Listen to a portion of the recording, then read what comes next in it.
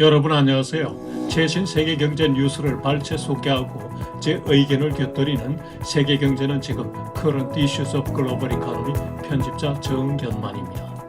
네, 6월 5일자 세계경제는 지금 시작하겠습니다. 오늘 토픽 한 건, 단신 세 건, 그리고 오늘의 명언은 하루 쉬겠습니다.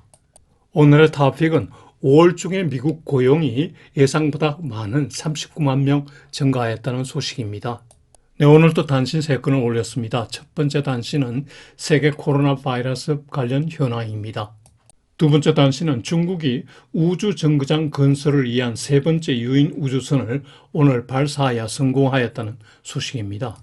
세 번째 단신은 다음 주 미국 금융시장 주요 이슈 및 일정입니다. 오늘의 명시 명언은 하루 쉬고 다음 주에 계속하겠습니다. 네, 오늘의 토픽, US labor market keeps Fed on aggressive high rate hike path. 로이터 통신 보도 보시죠. 미국의 5월중 고용이 예상보다 훨씬 많은 39만 명 증가로 나타났습니다. 전월 4월의 고용도 43만 6천 명 증가로 상향 수정되었습니다. 고용 호조가 꾸준하게 진행되고 있는 거죠. 업종별 고용 동향을 보면은 여가첩 대비 여전히 제일 많이 증가하고 건설, 전문 서비스, 제조업, 정부 부문도 좋습니다. 그런데 소매업은 마이너스 6만 1,000명이군요. 소매업 고용 감소 원인은 인플레이션으로 원가가 상승하자 소매업체 이익이 하락하기 시작했습니다. 이에 따라서 이들 업체들이 고용을 축소하게 된 거죠. 실업률은 전월과 같은 3.6%로 여전히 역사적 저점 수준을 유지하고 있습니다. 다만 파트타이머, 시간제 고용 인원이 29만 5천 명 증가한 것이 조금 부담스럽군요. 고용지표 호전의 이면에는 무엇보다 일자리 증가 추세가 계속되고 있다는 점입니다. 사월 말 현재로 미국에는 1,140만 개의 일자리가 있다고 하는데요. 이는 실업자 1명당 일자리 2개 꼴에 해당합니다. 실업자들이 일자리를 선택해서 갈 수 있다는 게 부럽죠. 노동 참가율도 조금씩 나아지고 있습니다. 62.2%에서 이번 달에는 62.3%로 0.1%포인트 좋아졌네요. 시간당 평균 임금도 전월 대비 0.3%, 전년 동월 대비로는 5.2% 상승하였습니다. 4월의 5.5%보다는 조금 하락해서 임금 인플레이션이 다소 둔화되는 게 아닌가 이렇게 전망하기도 하네요. 고용 지표의 호조로 페드는 일단 금리 인상을 계속할 수밖에 없을 것으로 예상되는데요.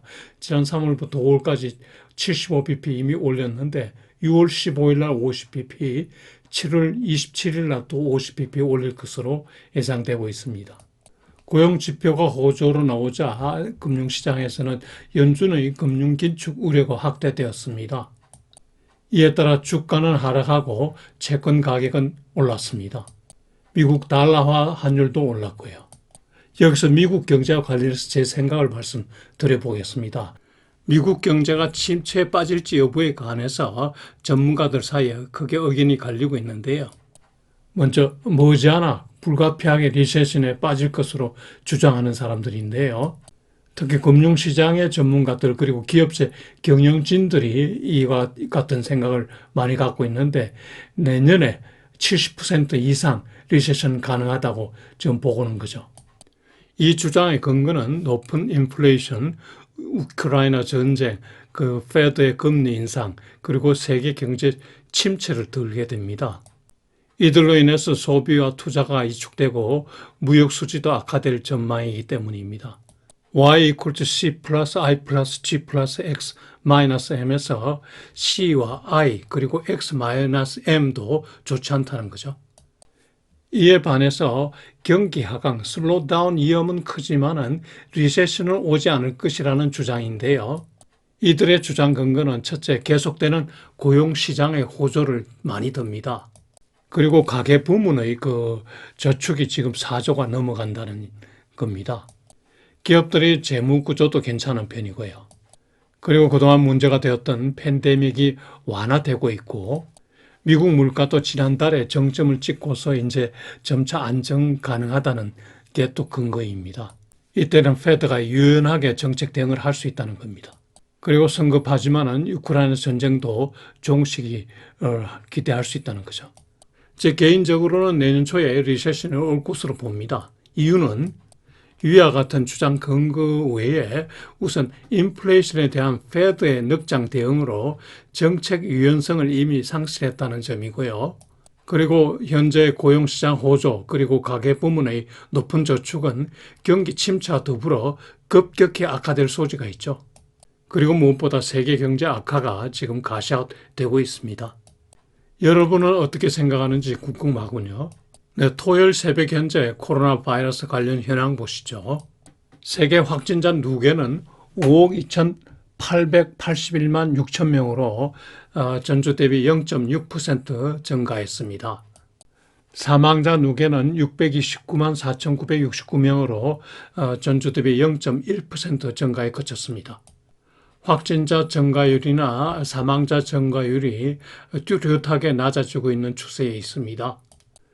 국가별 탑12 국가별 순위도 6주 연속 변동이 없습니다. 한국은 8위입니다. 팬데믹이 엔데믹으로 전환되어 경제활동 봉쇄가 완화되기를 기원합니다. 중국이 오늘 낮에 우주정거장 건설을 위한 세 번째 유인 우주선 발사에 성공하였습니다. 발사 후 6시간 반이면 우주정거장에 도착해서 도킹할 것으로 발표됐는데요. 아마 지금쯤 도킹이 진행되었을 것으로 예상됩니다. 발사 장소는 지치엔 우주센터인데요. 고비 사막에 있군요. 발사체 로켓은 창정 로켓인데요. 롱마치 2호군요. 우주선은 선주 14 우주선인데요. 신주 신의 배군요. 탑승자는 남자 둘 여자 한 사람 3명인데 대장 전동은 세계적인 베테랑 우주인입니다. 여성 우주인은 류양은 벌써 두 번째 갔다 오고요. 차이 시저는 이분이 처음입니다. 이 세 우주인은 앞으로 6개월 동안 티엔허 코아 모듈에 거주하게 되는데요. 티엔공 천공 우주정거장에 장비를 설치하고 조립하고 그리고 과학실험 등을 하게 됩니다. 중국은 티엔공 우주정거장 완성을 해서 앞으로 추가로 7월과 10월에 추가로 또 우주선을 발사하게 되는데요. 실험실 모듈 2번 발사하고 화물 우주선 그리고 유인 우주선을 다시 발사한다고 하네요. 그래서 올해 연내 우주정거장 춘천궁을 완공하겠다고 합니다. 완공 후에 중국 우주정거장은 T자형이 되고 길이가 37m 그리고 무게가 90톤인데 이는 현재 미국, 러시아 등이 공동 운영하는 국제우주정거장 ISS의 3분의 1 규모입니다. 그런데 지금 내용 연수가 다 된 ISS 운영이 만약에 종료되면은 이 중국 우주정거장이 세계 유일한 우주정거장이 되는 거죠. 참고로 최근 러시아가 우크라이나 전쟁 과정 중에 서구가 제재를 많이 하니까 러시아가 이런 제재가 풀리지 않으면은 ISS 운영에 협력하지 않겠다고 이렇게 발표했죠. 이로써 중국 우주정거장이 더 이제 관심을 갖게 되는 거죠. 한국도 곧 우주 개발에 나서기를 기원합니다. 네, 세 번째 단신 다음 주 미국 금융시장 주요 이슈 및 일정 보시죠. 지난주 주식시장은 지난 주말에 그 고용지표 호조가 오히려 주가 하락을 유발하였죠. 연준이 통화 긴축을 강화할 것으로 예상되기 때문이죠. 다음 주 핵심 관심사는 소비자 물가지수가 금요일 날 발표되는 것입니다. 전문가 예상으로는 5월 중에 물가 8.2% 상승할 것으로 예상하네요.